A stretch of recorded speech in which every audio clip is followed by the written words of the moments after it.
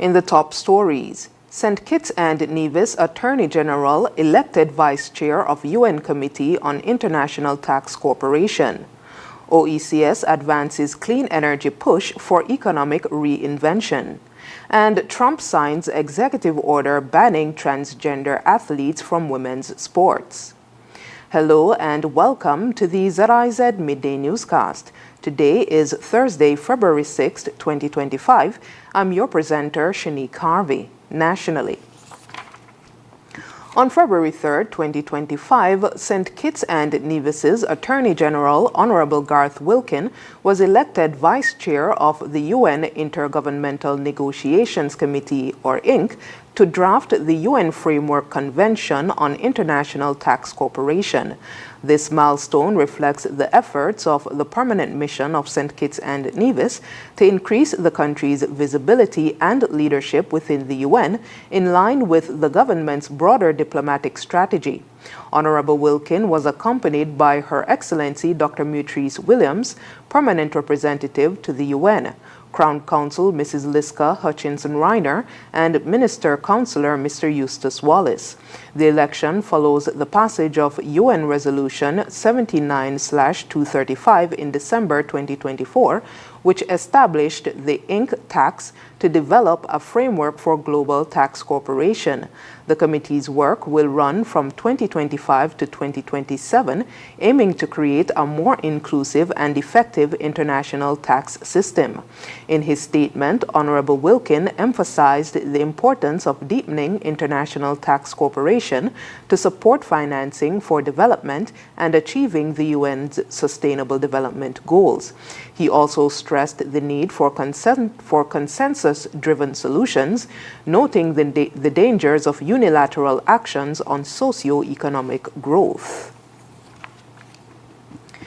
Premier of Nevis, the Honorable Mark Brantley, reaffirmed that St. Kitts and Nevis are united in advancing the development of geothermal energy on Nevis. Speaking at the opening of the OECS Third Council of Ministers Energy on February 4, 2025, Brantley emphasized full alignment with Prime Minister Dr. Terence Drew in making geothermal a national priority. Stressing the importance of renewable energy for the island's sustainable future, Brantley said, quote, "There is no daylight between the Prime Minister and myself. We are 100% committed," end quote. As Minister of Public Utilities and Energy, Brantley highlighted the urgent need to transition to renewable energy to address rising fossil fuel prices and the global climate crisis. He noted Nevis's geothermal potential of over 400 megawatts, far exceeding the island's current peak consumption of 50 megawatts, with potential for energy export. Brantley also emphasized the economic benefits such as job creation and energy cost savings, and the potential to export green hydrogen, boosting regional growth. He said, quote, "Energy can transform the OECS region," end quote, suggesting that renewable energy could reduce reliance on tourism and drive economic diversification. Other speakers, including Dr. Didicus Jules, Prime Minister Drew, and Minister of Energy Honorable Conris Maynard, echoed the need for urgent action on geothermal development to secure long-term sustainability and resilience. The OECS meeting aimed to create a roadmap for driving economic growth through sustainable energy development across the region. The St. Kitts Nevis Chamber of Industry and Commerce, or SKNCIC, welcomed Her Excellency Miss Brenda Wills, Canada's High Commissioner to St. Kitts and Nevis, for a courtesy call at their office on Wednesday. High Commissioner Wills was warmly received by SKNCIC President Mr. Trevor E. Blake, Vice President Mr. Nicholas Menon, and Executive Director Ms. Sonia Alain. The meeting focused on fostering collaboration to support private sector development, trade, and investment between Canada and St. Kitts and Nevis. Discussions covered key areas including economic landscape of St. Kitts and Nevis, the recovery of critical sectors such as tourism following the COVID-19 pandemic, and opportunities for youth empowerment through technical and vocational education. The parties also explored initiatives to enhance the Federation's manufacturing sector. At the conclusion of the meeting, a token of appreciation from Caribel Batik, a chamber member, was presented to High Commissioner Wills as a gesture of goodwill. Ms. Wills expressed her excitement about the potential for collaboration and emphasized her commitment to building a strong and mutually beneficial partnership with the chamber during her tenure. The SKNCIC looks forward to continuing the dialogue with High Commissioner Wills and working alongside Canadian partners to further strengthen economic ties between the two nations. We move now to news on the regional scene. The Organization of Eastern Caribbean States, or OECS, is focused on clean energy as it targets significant renewable energy adoption by 2030. Dr. Didicus Jules, OECS Director General, highlighted the urgency of addressing climate change and economic challenges during the third meeting of the OECS Council of Ministers Energy. Dr. Jules emphasized the economic strain of importing fossil fuels, noting that transitioning to sustainable energy could redirect millions of dollars into investments that stimulate job growth and economic development. The meeting explored a roadmap for accelerating sustainable energy development with a focus on policy, innovation, and regional integration.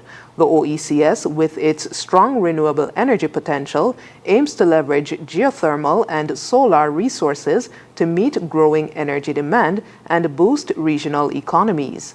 Ongoing initiatives, including geothermal projects in Guadeloupe and Dominica and solar installations across member states, are seen as key drivers of both environmental and economic growth. Energy ministers are set to reaffirm their commitment to renewable energy and establish ambitious targets for the next decade. The meeting, held under the theme Sustainable Energy Creating Opportunities for Reinventing the Economy of the OECS, reflects the region's dedication to transforming its energy future. A delay in the payment of back pay to over 800 police officers has been attributed to incomplete personnel records, as revealed by National Security Minister Fitzgerald Hines. The outstanding payments, which relate to the 2014 to 2019 bargaining period, were still pending as of December 15, 2024. Responding to opposition questions in the House of Representatives, Hines explained that the government has made and will continue to make resources available to the Trinidad and Tobago Police Service, or TTPS, to resolve the issue. While the minister did not identify a single cause for the delay, he noted that various factors, such as the computation of sick leave and the availability of relevant records, had contributed to the holdup. He pointed out that these factors have compounded the challenge of processing the payments, which has caused the delay. Additionally, the minister addressed the matter of retired police officers, revealing that 198 former officers were still awaiting their pension and gratuity entitlements. He assured that resources were being directed to the TTPS to expedite these payments. As of December 15, 2024, there were also 125 former public officers, including retired service personnel, awaiting their terminal benefits. Minister Hines explained that 75 of their files are currently under review by the ministry's internal audit unit, while the remaining 50 are being processed by the Auditor General's Department and the Ministry of Finance. Hines emphasized that the government remains committed to ensuring that the Defense Force and other related entities receive the necessary support to finalize the payment of these benefits as soon as possible. Internationally, President Donald Trump has signed an executive order aimed at banning transgender athletes from participating in girls' and women's sports, citing the preservation of single-sex athletic competition. The order, titled Keeping Men Out of Women's Sports, reaffirms the Trump administration's interpretation of Title IX, defining sex based on the gender assigned at birth. At a signing ceremony held in the White House on February 5th, Trump declared, quote, "With this executive order, the war on women's sports is over," end quote. He was joined by lawmakers and athletes, including former swimmer Riley Gaines, who have supported the ban. The order directs federal agencies to enforce Title IX regulations and penalize schools and athletic organizations that allow transgender athletes to compete in women's sports.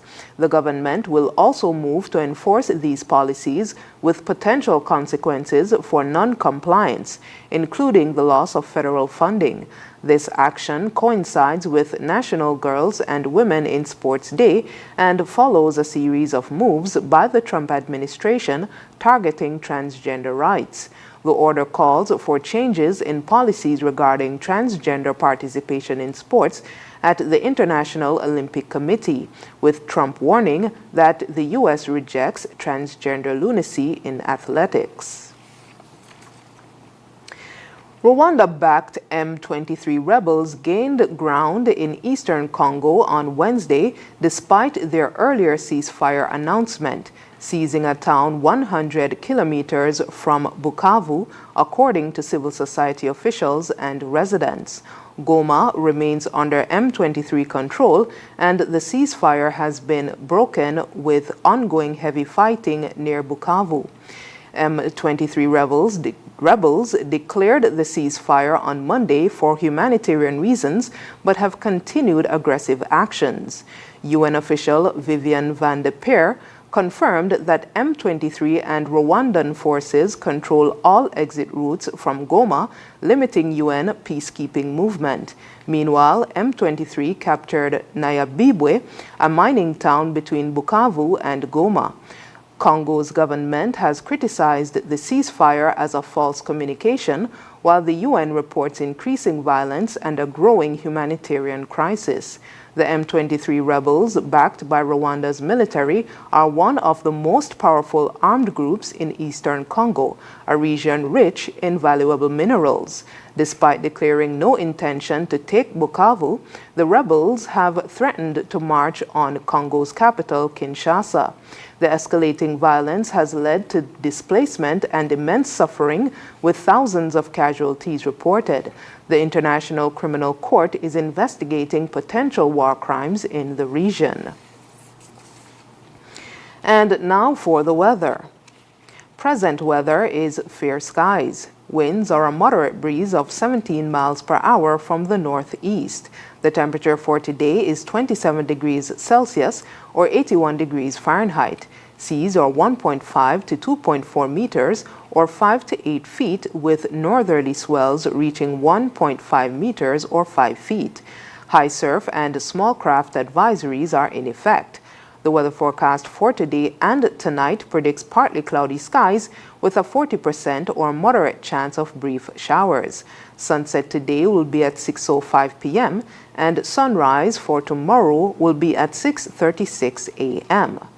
And that brings us to the end of the ZIZ Midday Newscast. Join us this evening for these stories and more in detail. Thank you for tuning in. I'm your presenter, Shanique Harvey.